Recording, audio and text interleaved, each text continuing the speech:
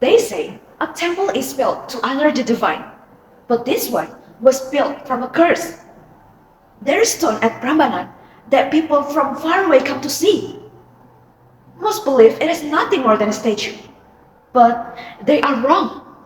That stone holds a memory of devotion, loss, and choice that changed everything. Before the world remembered her name, there was a princess who chose defiance over surrender, and a king who turned love into something far more dangerous.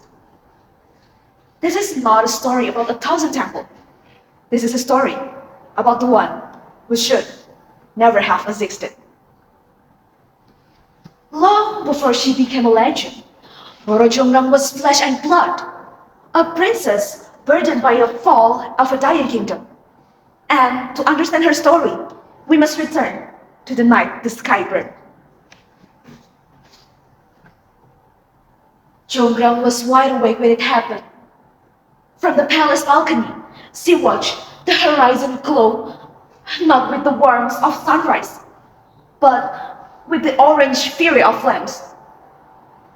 King army had arrived, led by Bandung Bondowoso, a king as ruthless as he was powerful, whose fortunes were not only human, but also bound to the unseen. The walls of Prambanan trembled.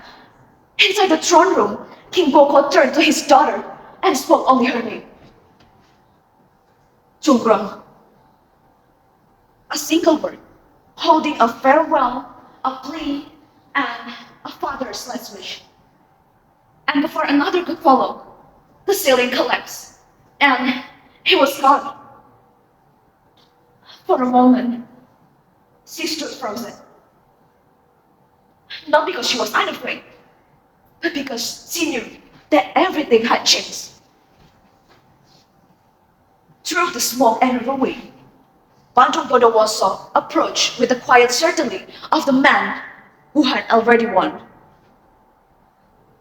"You are Jonggrang, daughter of King Boko," he said. "And you are the man who burned it all down," she replied. He should have seen only defeat, yet instead he saw strength, defiance, and a dignity that refused to break. "We might win. Ask anything of me, and it shall be done." Jonggrang felt it then. Not fear, but something heavier. The weight of choosing between the survival and self. To refuse was death. To accept was surrender. For the first time, she hesitated, if only for a moment, before the moment passed.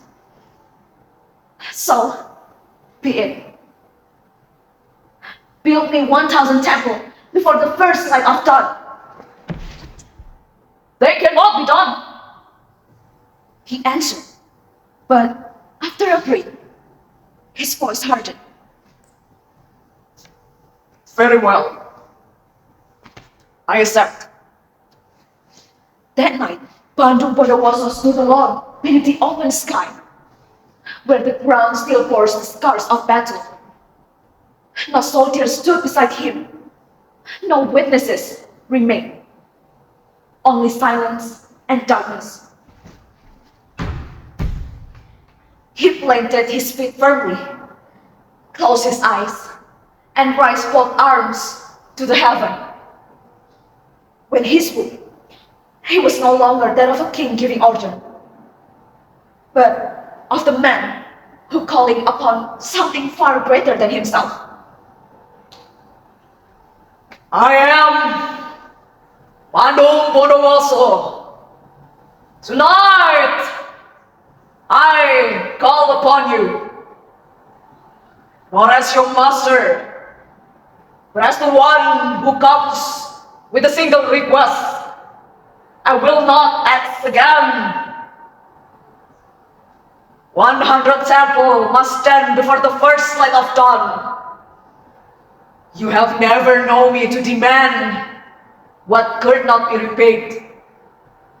Tonight, I offer everything that I am!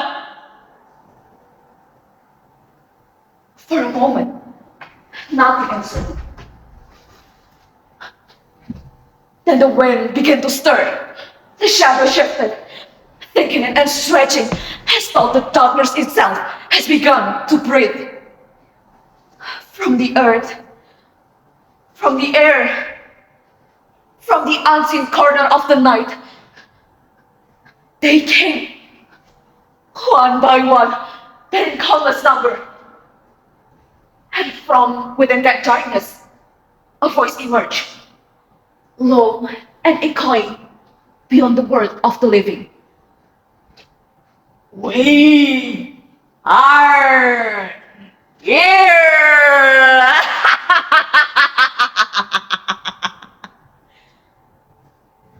The night came alive, so rose as if guided by the unseen hand. Foundation formed, and the temple climbed toward the sky. From the palace balcony, Jonggrang watched and counted. 900, 950, 990. Her breath count. That was not supposed to happen. 10 temples remain, and the sky still dark. For her heartbeat stopped griping. Had she gone too far? Then she turned sharply and ordered her handmaidens to light fires in the east, make noise, and wake the roosters into believing that dawn had come. Flame rose, and the roosters began to crow.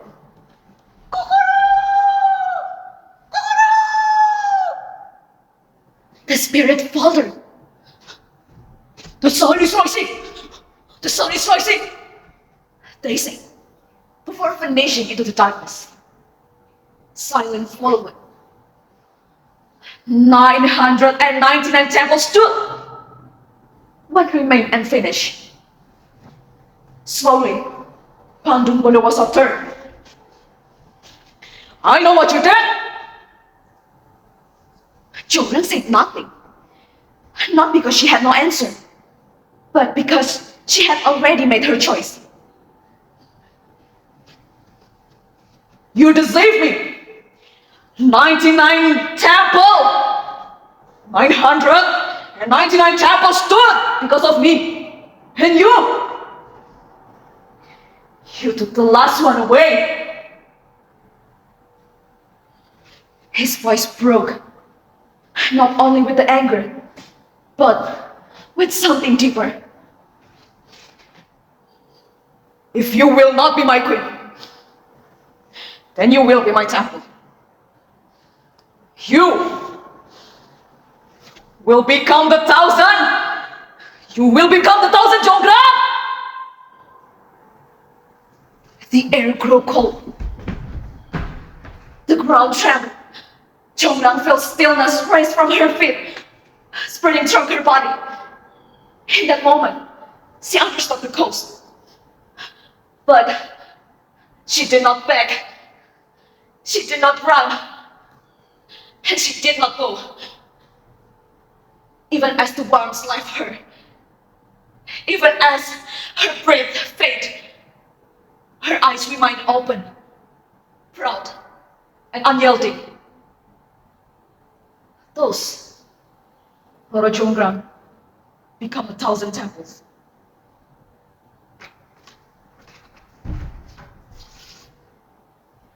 She stands there to this day among the temple of Brahmanad, silence and eternal. A reminder that a pride has a price, that love can be destruction, that some choice can never be undone. That is why one temple should never have existed.